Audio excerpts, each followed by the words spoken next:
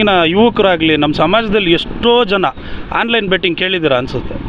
Sir, online betting ಯಾವ ಥರ ಆಗ್ಬಿಟ್ಟಿದೆ ಅಂದರೆ ಎಷ್ಟೋ ಜನ ತಮ್ಮಗಳ ಮನೆಗಳು ಮಾರ್ಕೊಂಡಿದ್ದಾರೆ, ಮಠ ಮಾರ್ಕೊಂಡಿದ್ದಾರೆ, ಹೆಂಡ್ತಿ ಮಕ್ಕಳು ಅಪ್ಪ ಅಮ್ಮನ್ನ ಎಲ್ಲರನ್ನೂ ಬೀದಿಲಿ ನಿಲ್ಲಿಸಿದ್ದಾರೆ, ಅವ್ರ ಖುಷಿಯೆಲ್ಲ ತಿಂದಿದ್ದಾರೆ. ಇಷ್ಟು ಆನ್ಲೈನ್ ಗೇಮ್ಗಳನ್ನ ನೀವುಗಳೇ ಇನ್ನೂ ಪ್ರಮೋಟ್ ಮಾಡ್ತಾ ಇದ್ದೀರ ಹೊರತು ಇದ್ರ ಬಗ್ಗೆ ನ್ಯೂಸ್ ಮಾಡಿ. ಇದ್ರ ಬಗ್ಗೆ ನ್ಯೂಸ್ ಮಾಡಿದ್ರೆ ಜನಗಳಿಗೂ ಒಳ್ಳೇದಲ್ವ. ಅದಿರಲಿ. ಇನ್ನೂ ಹೇಳ್ಬೇಕಂತ ಸರ್, ಪೊಲೀಸ್ ಸ್ಟೇಷನ್ನು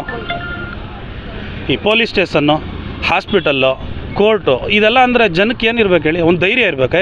ನನಗೇನಾದರೂ ಆದರೆ ಪೊಲೀಸರು ಇದ್ದಾರಪ್ಪ, ನನಗೇನು ದೊಡ್ಡ ರೋಗ ಬಂದರೂ ಹಾಸ್ಪಿಟ್ಲ್ ಇದೆಯಪ್ಪ, ನ್ಯಾಯಾಲಯ ಇದೆಯಪ್ಪ. ಬಟ್ ಜನಗಳಲ್ಲಿ ಓಕೆ ಎದುರ್ಕೊಳ್ತಾ ಇದ್ದಾರೆ, ಆ ಸಿಚುವೇಶನ್ ಇದೆ. ಇದ್ರ ಬಗ್ಗೆ ನ್ಯೂಸ್ ಮಾಡಿ. ಯಾಕೆ ಮಾಡಲ್ಲ ಸರ್? ಒಬ್ಬ ಮನುಷ್ಯ ಮಿಡಲ್ ಕ್ಲಾಸ್ ಮನುಷ್ಯ 17ರಿಂದ 18 ವರ್ಷ ತಮ್ಮ ಮಕ್ಕಳು, ಇಬ್ಬರು ಮಕ್ಕಳಿದ್ರೆ ಅವ್ರನ್ನ ಓದಿಸೋದಕ್ಕೆ ತಮ್ಮ ಜೀವನ ಎಲ್ಲ ದುಡಿತಾ ಇದ್ದಾರೆ, ಅವ್ರ ಖುಷಿ ಎಲ್ಲ ಕಟ್ಟಿಟ್ಟು ದುಡಿತಾ ಇದ್ದಾರೆ. ಇದ್ರ ಬಗ್ಗೆ ನ್ಯೂಸ್ ಮಾಡಿ. ಪ್ರೈವೇಟ್ ಸ್ಕೂಲವ್ರು ಮಾಡ್ತಿರೋ ದರೋಡೆಗಳು ಸುಮಾರಿದೆ, ಅದ್ರ ಬಗ್ಗೆ ನ್ಯೂಸ್ ಮಾಡಿ. ಇದೆಲ್ಲ ಯಾವುದು ಕಾಣಿಸಲ್ವ? ಅಷ್ಟೇ ಅಲ್ಲ ಸರ್, ಇನ್ನೂ ಹೇಳ್ಬೇಕಂದ್ರೆ ರೈತರು ಇವತ್ತು ಎಷ್ಟು ಕಷ್ಟದಲ್ಲಿದ್ದಾರೆ. ಇಂಡಿಯಾ ಇವತ್ತವರೆಗೂ ಬರೀ ಮುಂದುವರಿಯುತ್ತಿರೋ ದೇಶ ಅಂತ ನಮ್ಮ ಅಪ್ಪನ ಕಾಲದಿಂದನೂ ಹೇಳ್ತಾನೇ ಇದ್ದಾರೆ. ಈ ಥರದ ಬಗ್ಗೆ ಎಲ್ಲ ನ್ಯೂಸ್ ಮಾಡಿ.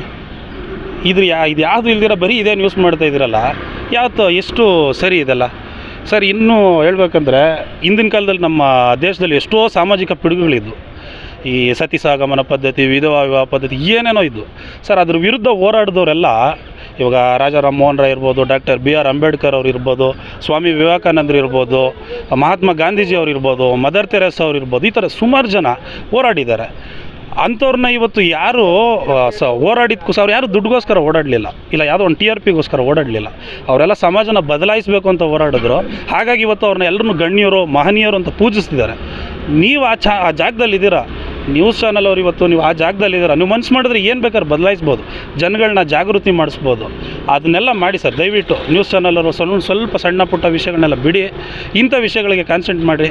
ಜನ ನಿಮ್ಮನ್ನು ಒಳ್ಳೆ ಜಾಗದಲ್ಲಿ ಇಡ್ತಾರೆ, ನಿಮ್ಮನ್ನು ದೇವರು ಅಂತ ನೋಡ್ತಾರೆ. ಆ ಕೆಲಸ ಮಾಡಿ ಸರ್, ದಯವಿಟ್ಟು.